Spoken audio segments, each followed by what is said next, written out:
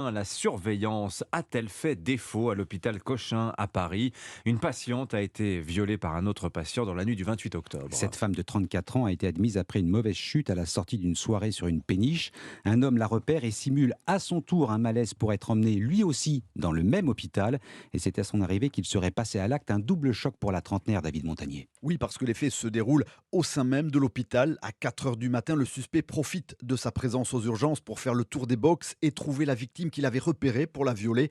Les cris de la jeune femme alertent un infirmier, mais l'agresseur parvient à s'enfuir. Il ne sera arrêté que plus tard dans la soirée. La victime de 34 ans s'interroge sur les mesures de sécurité au sein de l'hôpital, selon son avocat, maître Alexandre Lobry. Ma cliente, elle est traumatisée des faits criminels qui se sont passés au sein de l'hôpital.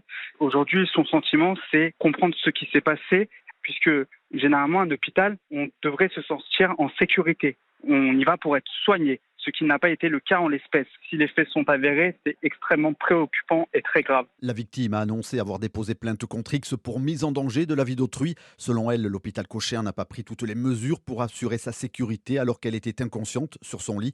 De son côté, la PHP confirme simplement qu'une patiente a bien été agressée, mais se refuse à commenter une enquête en cours.